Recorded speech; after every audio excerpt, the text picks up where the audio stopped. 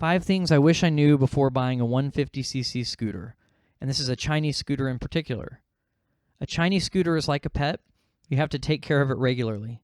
So the main thing this means is take it for rides at least an average of every couple of days. So this will ensure that the battery stays charged. It'll keep the carburetor from gunking up as quickly. It'll keep parts internally oiled because the oil will be circulated when you're riding it. And it will keep the tires regular on all sides. If you let it sit in one spot, it might wear out that part of the tire prematurely. Number 2, components will need fixes and regular checks over time. So I'll put it this way. In my first 6 months and 1,000 miles on the scooter, which is where I'm at making this video, I've had to replace a bolt that fell off of the exhaust pipe fastener, zip tie part of the storage container where a nut fell off while riding. I had to zip tie a piece of the emission system that broke off, and I had to zip tie it to the frame. And then I had to replace the battery due to at least 1 week of sitting, but maybe a few weeks of only riding it once or twice a week. And then, of course, I got an oil change at 300 miles. So the main thing here is make sure you check the bolts, you check the tires, and just obvious things before every ride, or at least every week. Number 3, a 150cc scooter is good to have, but you'll need a license in most states to drive it. So this will be like a motorcycle endorsement on your license. So a 150cc gives you enough power to go the speeds of most roads and to get out of the way when you need to, as long as you're not on the interstate. But it does require a license, it requires registration fees, and it requires insurance. Make sure you know that going into it, that there will be extra costs associated with those things.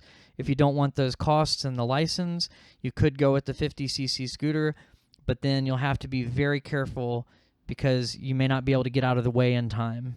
Number 4, gear is very important. When I first got the scooter, I didn't take it as seriously as I would have if it were an actual motorcycle. So this meant I was still wearing a full-face helmet, but I wasn't wearing all the other gear that I wear now on my motorcycle, and now I do. So you want to make sure to have a full-face helmet, and you want to wear good motorcycle gear. For me, I wear gloves, a padded jacket, and pants, never shorts, and I'm probably going to upgrade those to Kevlar-lined jeans pretty soon, and maybe padded ones as well. Make sure that you take this seriously, because even though a scooter might be kind of fun, some people may not think of them as serious as a motorcycle, you can still get hurt if you're going 55 miles an hour. So just take it seriously. Number 5, if you have to get a motorcycle license to get this scooter, at some point you might decide to get a motorcycle.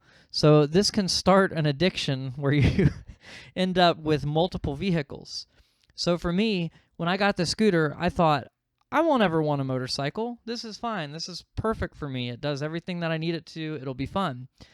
But then, as I was going through it, and I decided to get the motorcycle permit, and then I started looking into getting the motorcycle license, I started wanting a motorcycle as well. And this is big for 2 reasons. 1, if you do have a scooter and a motorcycle, you have to look at reason 1 in this video, where you have to have time to take care of both of them and take them both on regular rides. So just keep that in mind. If you buy a scooter, you might eventually get a motorcycle as well. Well, I hope you've enjoyed this video. Thanks for watching it. Feel free to subscribe for more scooter and motorcycle content, and I will see you next time.